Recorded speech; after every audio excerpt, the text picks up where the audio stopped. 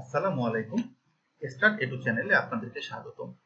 আজ দেখব কিভাবে স্টার্টাতে এক্সেল অথবা এসপিএসএস ফাইল ইম্পোর্ট করতে হয়।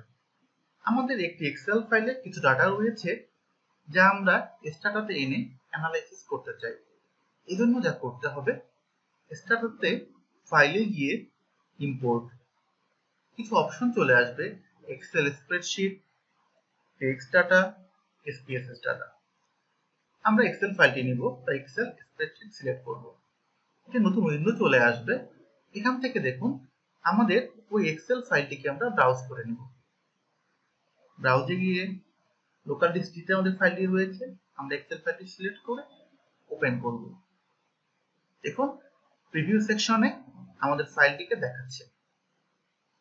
যেহেতু আমাদের এক্সেলে প্রথম রোতে ভেরিয়েবলের নাম ছিল, তাই আমরা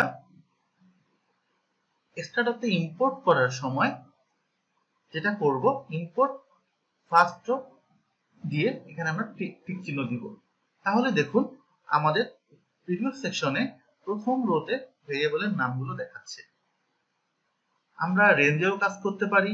যদি আমরা পুরো ডাটা সেট না নিয়ে কিছু করতে চাই, তাহলে আমরা পুরো ডাটা সেটটাই নিব।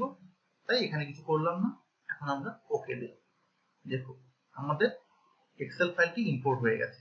আমরা যদি ব্রাউজ করে দেখতে চাই, তাহলে দেখছি আমাদের এক্সেল ফাইলটি স্টার্টাতে ইম্পোর্ট হয়ে গেছে।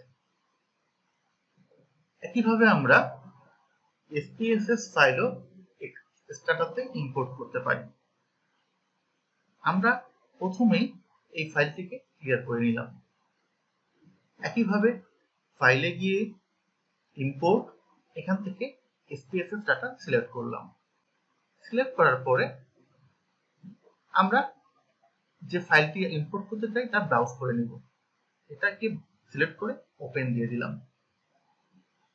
আমরা নির্দিষ্ট কোনো অবজারভেশন নিয়ে কাজ করতে চাই, তা করব। না হলে পুরো ডাটা সেটটাকে আমরা নিব, তাই এই টিক চিহ্নটি তুলে দিব।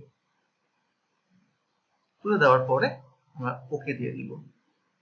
আমরা এখন যদি ব্রাউজ করে দেখতে চাই, দেখুন আমাদের এসপিএসএস ফাইলটি স্ট্যাটাস ইম্পোর্ট হয়ে গেছে। ধন্যবাদ সবাইকে।